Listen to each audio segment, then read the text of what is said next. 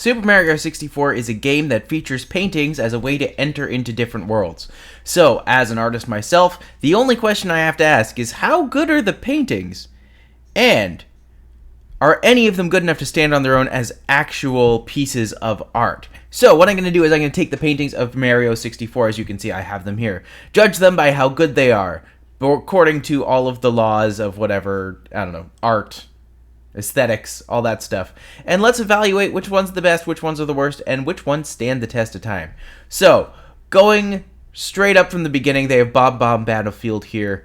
Bob Bomb Battlefield is actually kind of interesting. They have taken a background of a sky, they have the three bombs lined up, there's a nice bit of synchronicity, there's movement in this piece. The pieces are actually, the bombs are actually going from small to big on the left, which is unusual with art. Art usually reads, at least in America and other places, it will usually read left to right, whereas this, maybe it's the Japanese influence, reading right to left, going up in that direction, so the energy is going that way. And what that's doing is it's drawing your eye up and around. Does it invite you into this painting?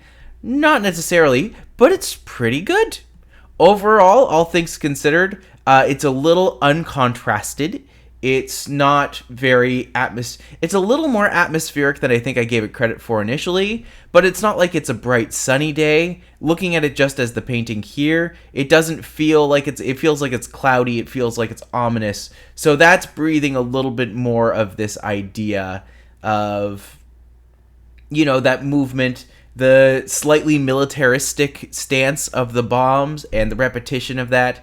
It's got some levels to it. It's got some nice metaphor happening behind the scenes. So, Bob on Battlefield, surprisingly strong opener in terms of art as message. So, Call to Adventure.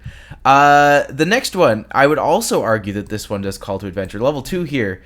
The way they have this set up, it is designed to look very inviting, very strong.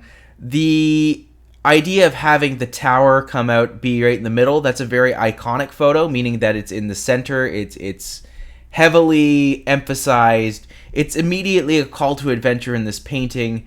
The landscape itself is simple, the sky is nice, the landscape is nice and lush. You look at this and you're just like, oh, this is interesting, I want to explore this, which is exactly the kind of impact you want this kind of thing to have. This is what you're looking for. This is what we want. So, Frost, the mountain level, God, I should have really looked up what these ones were. I think my next quiz is going to be name the Mario Karts. Name the Mario 64 worlds. But in this one, the snowmen, they are, there's a nice bit of repetition here. You have the big snowman, the little snowman. You get the idea of what the area is. It's a snow world. If this was something that was turned in as an art project, it has enough going for it that it still has a little bit of interest.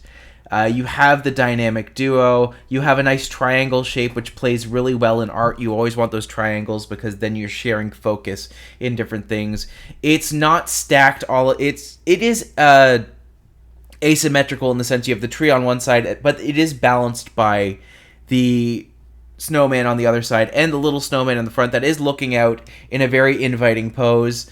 It doesn't offer a lot of imagery in terms of how people would interpret this going in, but in terms of an actual painting, it does what it's supposed to do. So, a nice call to adventure, a nice little bit of curiosity, a fun element to it. It's very light, very breezy, and it's interesting enough. So, I'll take that as a win.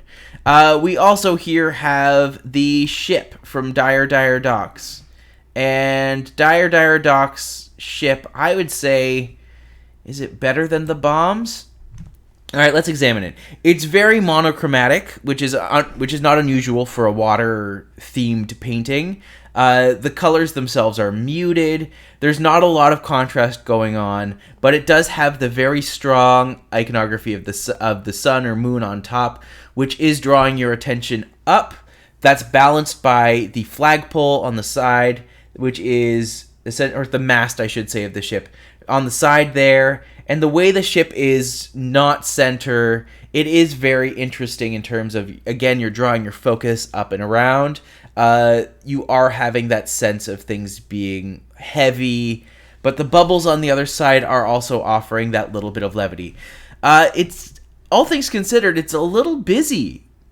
It's a little bit too compacted, a little too washed out. So overall, I have to dock it down a little bit. I didn't mean that to be a pun, but there it is. I would say it's very interesting painting. I don't think it's the strongest. Let's talk the portraits. We have the Bowser portrait and the Peach portrait. Both, I would say, are perfectly serviceable. I don't really feel like there's any outstanding element to either one of them. I think they contrast each other nicely. They do look like they're part of the same collection. But overall, is there a lot of interest to them? I would say no. Even just the expression on Peach's face isn't overly interesting. The mean expression on Bowser's face, also not overly interesting. So if we're talking on a sheer artistic perspective, I would say it's not the most inviting or interesting. Hazy Maze Cave doesn't really have a painting, but it is exemplified by this amorphous blob of metallic sheen. So, is that enough? Is this metallic sheen enough to call a painting? Kind of.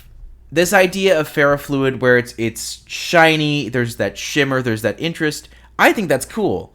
And the way that it moves does add an element, so it becomes this dynamic shifting piece. If we're calling this art, I think that's a stretch. But to call this an interesting artistic statement or an interesting artistic piece, I would say it's fine. Though color contrast is nice, or the colors complement each other nicely, and there is an element to it that is just fun and light and interesting. So I'm gonna have that there. I think this is Wet Dry World. The picture of the skeet of the water skimmer creature, not overly interesting. I like the idea of it's in the middle, but it's spread out, and you get a sense of it skimming on the water. It's instantly recognizable. It's instantly unique enough. The color palette's not working entirely for me. I find that it's all a little too flat. Either the green at the body itself doesn't contrast enough to the water. The red ping pong tail does, but it's slightly off-center. There's no nice lines in this one. It's not incredibly tight and together. But aesthetically, is it good? It's good enough. So, we'll take that for what it is. Lethal Lava Land. I know I'm jumping around from level to level a little bit. I'm trying to go in order, and then I realized that there's no way to put these in order. So, Lethal Lava Land would actually be before that one. But Lethal Lava Land has a really interesting take. Is it simple? Yes. Do you know exactly what you're getting in for? Yes. So it's highly readable. It's highly contrasted. You get a sense of the elements of danger here. It's obtuse enough that you can look at it and not know exactly what's in store, but it still conveys a feeling. It conveys a message. It conveys that idea of, danger and threat, but also with this slight element of fun as well. So, is this the best one? It's one of the better ones, for sure. Tall, Tall Mountain.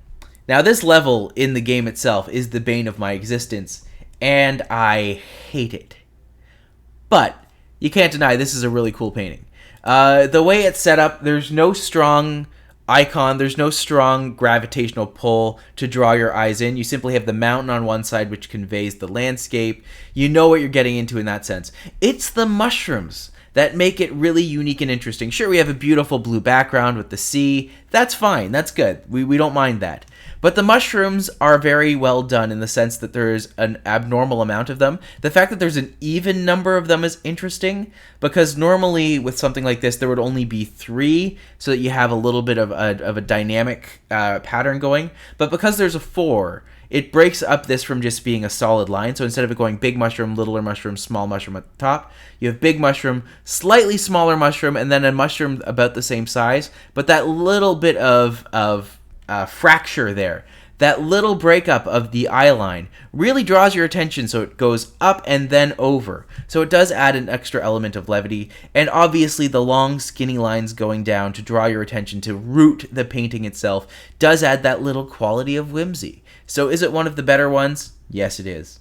Can't believe I'm talking this much about a level I hate. This one, the what? If this is the Wet World or whatever, this is not a good painting. It's muddled. It's not gross. It's just plain. There's not a lot that you can make out. It's very blank in its details, and it's very hard to look. If you were looking at this from across the room, I would think this was like an acrylic pour or something, which is fine, but not for something that you really want to have that strong imagery for. So, is this the best one? Absolutely not. TikTok clock is not really a painting. It's just a clock, but the way they do the hands, I will give credit to. It's not a strong, solid pattern. The fact that they break up the hands to give them those curves does add that little bit of whimsy. Is it a nice color palette? No. Is it interesting? Not necessarily. But is there you know what? I'm talking myself out of this. It's terrible. It's not great. And then finally, Little Big World. Little Big World is pretty good. What I like about this one is it has the characters, once again, there's a balancing act between them. You get a sense of the different perspectives, which is fun. And also just the way they're looking off each other. It plays well. It feels like a candid moment between the items themselves. So, I would say that this is my ranking for the Mario 64 levels. Obviously, not all of them are included here. They can't put a blank brick wall, obviously. But what do you think? What do you think is the best Mario 64 painting in the bunch? And until next time, I will hear from you soon. Thank you for watching. My name is Matti McLean. You can find me on problematic streaming platform Spotify at A Canadian in Eurovision. You can find me online on Twitter and Instagram at The Big Shabam. And finally, if you like what you've seen here and you want to help me out, feel free to like, subscribe. It really does help. And also, if you want to see me do something next, don't be afraid to tell me. Looking forward to hearing from you all soon, and you have a great day now.